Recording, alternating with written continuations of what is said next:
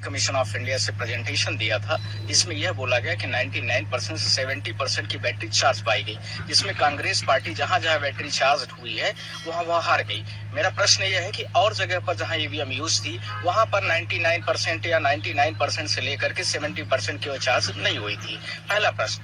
दूसरा प्रश्न, इसी के साथ में मैंने मध्य प्रदेश, छत्तीसगढ़, राजस्थान के भी डेटा को ट्रैक करने की कोशिश किया है कि वहां पर भी इसी तरह की गड़बड़ियां की गई थी, साथ में लोकसभा में भी इसी तरह से पाई गई थी, ये भी था। दूसरा, मैंने इसमें पिटीशन में यह भी चैलेंज किया है कि जो इलेक्शन कमीशन ऑफ इंडिया है, जो उसके साथ में जो हमारा इलेक्शन होता है वो 5 अक्टूबर का है।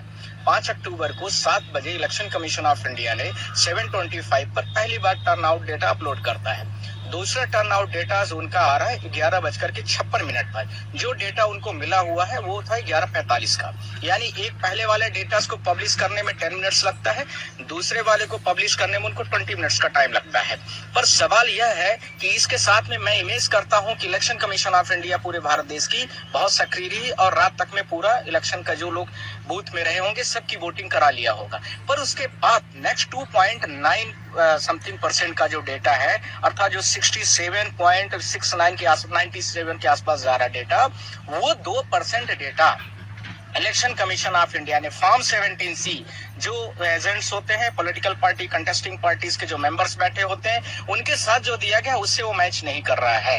It's very important things to hear. This election commission of India did not conduct the free and fair elections in this Haryana elections, and similarly yes the same thing is happened in the Lok Sabha elections. तो आपका prayer क्या है? मेरी prayer सिर्फ 2 है कि जहां पर सस्पेक्टेड ईवीएम है जो 100% से लेकर के 70% पाई गई है, उन सारे में कम से कम दोबारा चुनाव कराया जाए। और इसके साथ में मेरी दूसरी प्रेयर यह भी है कि इलेक्शन कमीशन ऑफ इंडिया जो 2.5% डेटा जो फॉर्म 17C से नहीं मैच कर रहा है वो कहाँ का है उसको डिस्क्लोज करे, और यदि कोर्ट उसमें पाता है तो वहां पर भी विधानसभा दोबारा चुनाव कराया जाए।